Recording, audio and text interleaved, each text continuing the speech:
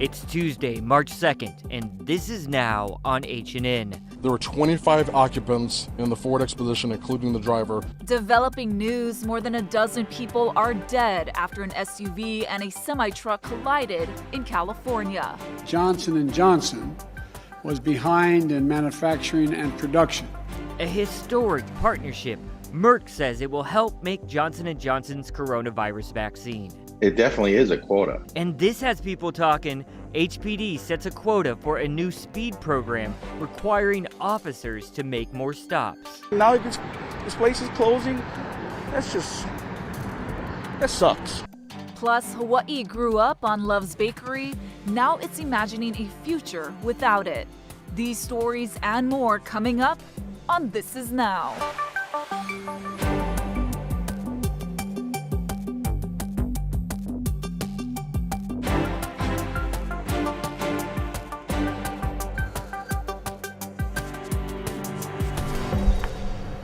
Good afternoon, thanks for watching. This is Now. Jonathan and Ashley coming to you from the H&N Digital Center. We want to start with the latest numbers being reported by the state as far as coronavirus goes. The State Department of Health is reporting 35 new cases today and no new fatalities. The breakdown by island shows 3 cases on the Big Island, 12 on Maui, 18 on Oahu, and 2 residents were diagnosed out of state.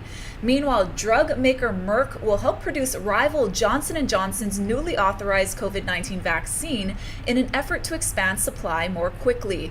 President Biden says the U.S. will now have enough doses for every adult by the end of May. Two of the largest healthcare and pharmaceutical companies in the world that are usually competitors are working together on the vaccine. Johnson & Johnson and Merck will work together to expand the production of Johnson & Johnson's vaccine. This is the type of collaboration between companies we saw in World War II. We also invoked the Defense Production Act to equip 2 Merck facilities to the standards necessary to safely manufacture the J&J vaccine. And with the urging and assistance of my administration, Johnson & Johnson is also taking additional new actions to safely accelerate vaccine production. Johnson & Johnson's vaccine manufacturing facilities will now begin to operate 24/7. We have some developing news to pass along. An SUV packed with people and a semi-truck hauling trailers of gravel slammed into each other in a rural California county near the Mexico border. This has left at least a dozen people dead, others hospitalized according to officials. Overhead video that has come into the H&N Digital Center from Imperial County shows the brutal aftermath of this crash, with a jackknifed semi-truck smashed into the left side of that SUV. Now, both vehicles came to rest off the side of a road about 10 miles north of the U.S.-Mexico border. So according to California Highway Patrol, there were 25 occupants in that SUV during the crash, and 13 of them have died, including the driver. It's not yet known what caused the crash. Back here at home, we wanted to show you a clip of a video from HPD Police Chief Susan Ballard that went out to the entire department last week regarding overtime violations. Between September 29th, 2020 to November 20th, 2020 of last year, 263 officers worked in excess of the departmental set ceilings. The average number of hours worked in excess of the ceiling was about 9.5 hours per week. And all of the 263 officers who worked, they actually worked the entire time that they claimed. And all 263 officers will be issued divisional counselings because they did violate a departmental procedure. So this video is now available to the public on YouTube. Ballard says 11 officers out of 263 did have questionable overtime reporting, which were sent to the Attorney General's office, who then declined prosecution. Now, in other HPD news, officers taking part in a new speed enforcement grant will have a quota. Lynn Kawano explains exactly what's going on here. We've obtained an internal email that shows officers participating in the overtime program will have to stop at least 4 drivers an hour. The email from a traffic sergeant makes it clear for all working the speed enforcement grant funded by the feds. The sergeant writes each officer will generate 4 speed-related contacts for each hour, and each stop counts as 1 contact. Those who don't meet requirements could face disciplinary action. It definitely is a quota. I mean, whether they call it that or not, it's definitely a quota. Attorney John Burge used to be a police officer. He says quotas place too much emphasis on quantity. It's not going to be the quality speeding tickets that normally you'd see with officers. You'll see some of the speeds lower, where normally maybe an officer would wait till 15 miles and over. They might hit them at 10 miles now, because that's one of the quotas that they need to get. The other problem with quotas, they encourage officers to use common speed trap sites instead of focusing on places where speeding is more dangerous. The grant does not require them to set up this type of quota system to show that they're actually using the money properly. The federal grant wants proof of results. The desired result of the federal grant program is to reduce the number of fatal crashes on the roads. They don't care how many tickets you give. They want to see if the enforcement tools that are being used are resulting in less accidents, less deaths. In a statement, HPD acknowledged the hourly requirement, saying citations or warnings count as contacts. The increased enforcement started yesterday and runs through March 27th. I'm Lynn Kawano, Hawaii News Now. FBI Director Chris Wray is condemning the January 6th riot at the U.S. Capitol as domestic terrorism. We don't care whether it's left, right, up, down, diagonal, or any other way. If the ideology is motivating violence and it violates federal law, we're coming after it. Wray is defending the FBI's handling of intelligence, indicating the possibility for violence at the Capitol that day. He told lawmakers today that information about threats to the Capitol were properly shared with other law enforcement agencies, even though it was unverified and unconfirmed. The director also shot down claims that far-left activists participated in the Capitol assault. A January 5th FBI field report warned about online posts foreshadowing a, quote, war in Washington the following day. Capitol Police leaders say they were unaware of that report and had received no intelligence from the FBI that would have helped them prepare. Meanwhile, Hawaii Senator Mazie Hirono questioned Wray at today's hearing about the growing number of hate crimes against Asian Americans across the nation. Wouldn't you agree that calling the COVID-19 the Kung flu or the China virus adds to the kind of targeted hate crimes that we are seeing a rise against the AAPI community? Well, I don't know that it's really my place as FBI director to start weighing in on rhetoric, but I can assure you that that's not a language I would ever use. And hate crimes against Asian Americans and Pacific Islanders is something that we are concerned about. We take very seriously. We are investigating where we have facts sufficient to do that. We're also engaged in a variety of forms of outreach to the public. I think we've done, 60-plus training or liaison events with the Asian American Pacific Islander community since just March of last year. We've put out intelligence reports to our partners about hate crimes against that community in particular, and it's something we take very seriously. This week, Hawaii is set to receive more than 67,000 vaccine doses. That includes about 12,000 of the newly authorized Johnson & Johnson shot. Each county will receive the newly approved vaccine. Maui says it's getting enough for 2,000 shots, and it's unclear how many doses other islands are getting. The state will also receive over 28,000 doses of Pfizer and another 27,000 doses of Moderna. Long's pharmacies are separately getting another 10,000 doses. We got an update a lot of you have been waiting for. The DOE has set a target date for when elementary students will be back for in-person learning. Lacey Denise has those details. All of Hawaii's elementary school students could be heading back to school every day after spring break. The DOE is considering bringing back students daily starting on March 22nd. More middle and high schoolers will also return to the classroom, but it could be a while before they're all in school every day. The DOE will still provide blended and distance learning options.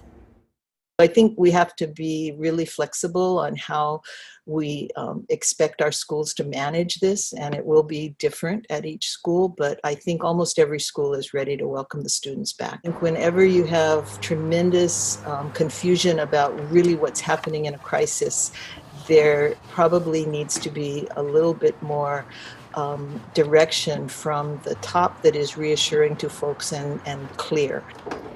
Vaccinating teachers has been a concern for in-person learning. Here's where we stand according to the Education Department. Nearly all of Kauai's educators have received both doses. On Hawaii Island, almost every teacher has gotten their first shot.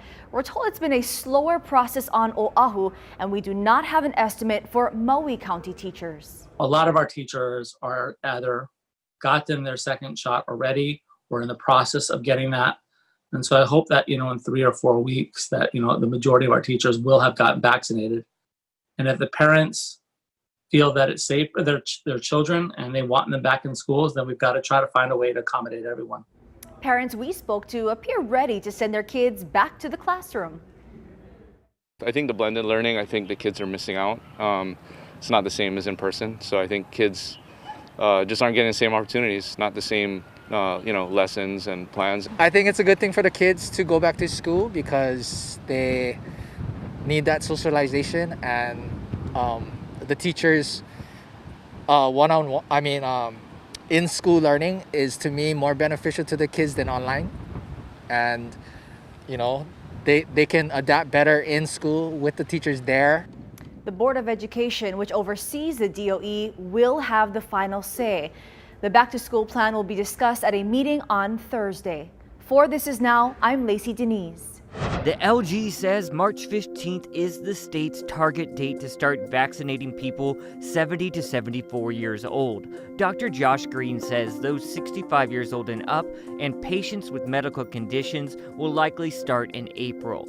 He also hopes the state will drop all restrictions on inter-island travel around the same time. And if all goes well, vaccinated travelers from out of state could be cleared by May. It's because we are safe and we vaccinated so many of our people and the rates are the same. And then we use, this was an extension of that question, we used the vaccine passport concept effective May 1st from the mainland, and we're working on that too. At first, Green had proposed that certain vaccinated essential workers would be able to travel freely starting today, but that has obviously not materialized.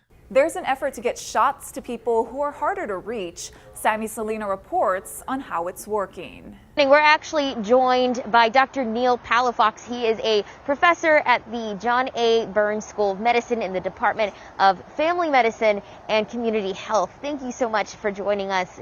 Doctor, you work with the Pacific Islander population right now. What are some of the struggles that they're having with getting vaccinations? Thank you, Sammy. So a lot of it is around vaccine communication. And so one of the things that folks may not realize is that in order to get the proper communication, there's 23 different Micronesian languages. There's 5 languages alone in Chuk. English is often not spoken at homes, and English is not the primary language. So getting appropriate knowledge via usual lines of communication is very difficult. And also there's a cultural literacy, Sammy, which means that the messages must come from trusted community leaders and trusted people, not just, folks who are scientists or doctors. And then lastly, the pastors, government leaders, and traditional leaders, Sammy, have to become involved because they are the ones who can really tie in the vaccine communication and make it meaningful to their populations, just because they're, again, culturally diverse, language diverse, and it's very special issues to navigate to reach to the vaccine communication parts of things. So overall, how does this population feel about the vaccine? So overall, it's one where I believe, Sammy, there's some vaccine hesitancy, and it's largely because there's a lot of misinformation that's out there, and it comes from, Facebook and other things, and it's not corrected, especially in their language, so it's passed on. Subsequently, hesitancy comes from the fact that a lot of the Micronesian populations or Samoans or, Tongans, there's a cultural safety issue within the system, meaning that in the past, they might not have been treated the best within the system because of cultural language barriers and a lack of understanding, so that they see the vaccine as part of a larger health system. And so they're trying to bridge the cultural safety, the patient experience, and make sure that the vaccines that are being pushed very, very quickly at them because of the pandemic, they can adjust to the side effects and understanding of the side effects. So the hesitancy is from truly a quick push out of the vaccines, little time to adjust to it, and then sometimes a negative experience with the health systems that colors their view. All right, guys, we just got some breaking news that we want to pass along to you. Kauai Mayor Derek Kawakami is asking Governor Ige to rejoin the Safe Travels program for Trans-Pacific travelers starting April 5th. Now, Kawakami initially said this would happen sometime mid-May, but he says they are confident that hospitality and food service workers will be able to get vaccinated by April, and they have been having a very low case count on Kauai. He says at least 10 hotels have also confirmed and committed to supporting post-travel tests for their guests, but that won't be required. And we'll write all that up for you and post it on our H&N digital platforms in just a few minutes. Let's take you outside live now, pointing down King Street from our tower cam located downtown. Still a little wind, but I'm understanding that it's dying down. Here's Guy Hoggy with an update. The gusty trade winds will be hanging around through today before easing up slightly tomorrow. So get ready to be roughed up. Also, be prepared in the event of spotty power outages, downed trees, debris on the road, that sort of thing. So it's going to be to a large extent a dangerous situation. We will see fewer showers today. This morning is when we'll see most of the rain for today. You can see I'm pushing into the handful of windward spots, spotty downpours as well. But the good thing is with those speedy trade winds, the rain is moving along rather quickly. That limits the rainfall buildup, limits the possibility for flooding. So again, windward and Mauka showers this morning, drier by midday if not sooner. And those winds will help to keep us cool because of the abundant sunshine. We will get a lot of sunshine. Temperatures running into the low 80s. And then tonight we'll see a few more showers, and those winds will slowly ease up tonight, but still be brisk and breezy. Now, as far as the surf, it's on the way down pretty much everywhere, although on the east side it's still big, it's still choppy, and to a large extent it's still dangerous. That's why the high surf advisory remains posted. So again, wind advisory today with very gusty winds. Fewer showers tomorrow and the day after that, but starting Thursday night, we're going to have an increase in the showers and the winds will come back up to speed. So it looks especially damp on Friday and Saturday and especially windy on Sunday and Monday. Keep it here on Hawaii News Now. We'll have all your severe weather updates. Some sad news to pass along. Love's Bakery, a local favorite for over 170 years, is closing its doors for good at the end of the month. Billy V joins us with more. Thank you very much. Love's, a local favorite, been open since 1851, serving the Hawaiian Islands and more, but it was the pandemic that forced them to shut down, and that they'll be doing that at the end of this month. Love says it's seriously delinquent in rent, cannot qualify for additional federal funding, including another round of PPP loans. It's also seen major delays from mainland suppliers for ingredients and parts for aging equipment. Sales were down more than 20% last year. And despite cutting expenses, Love says it cannot afford to keep the doors open. Once again, all 231 employees will be laid off. Now, there were signs that things were not going well. In May, one of Love's most beloved treats, those powdered sugar donuts, were discontinued. We all grew up eating or seeing those at one time or another, getting all that sugary deliciousness in our fingers. The donuts used to be a bestseller, but sales dropped over the year because of a rise in specialty donut shops. And the production and operating costs just didn't make financial sense. So the word got out yesterday, not only to employees, but also to the general public as well. I think they should hang on, be a little patient, for the sake of our community. This is Hawaii, we got to take care of our own. This is terrible. With the pandemic going on like this, and now this place is closing, that sucks. Already we are all going and suffering through this pandemic. But to have a food staple business fold up and close up like this so unexpectedly. This is really a tragedy. People started forming a line in stores like this one here at Middle Street and in Kaneohe, wanting to buy the delicious treats, but also get their hands on t-shirts and hats that are going quickly, that say and has the logo of Loves on it. Loves, something that Hawaii has loved for just about 170 years. Boo. I know, I love those powdered donuts. Yeah, and if you eat one while you're laughing, it can be a little dangerous, though. Either you suck in all that powder or it goes everywhere. Yeah. You guys, Angelina Jolie breaking records, not at the box office, though, at the auction block. This is an update to something we first told you about on This Is Now. She sold this painting at auction. It's by former British Prime Minister Winston Churchill. Get this, it sold for $11.5 million. Oh wow, that's much more than they thought it was gonna. 4 times more. Yeah, Churchill painted this in World War II, the only painting he painted in World War II. He was quite the hobbyist, though. He did a lot of paintings in his day. He gave it to FDR. Jolie's ex, Brad Pitt, reportedly purchased the painting for her in 2011. I'm sure the fact that it was owned by Angelina and purchased by Brad Pitt also contributed to the price.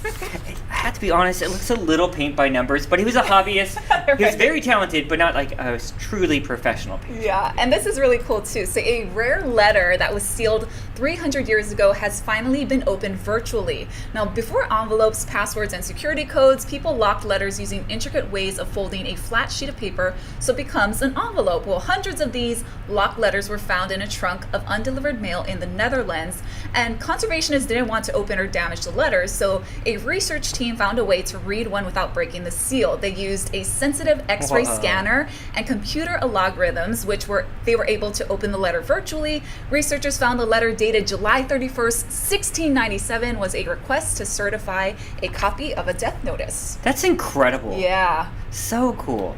Well, let's get to some good news. Sea Life Parks opening up this weekend. Mahealani Richardson has more on that.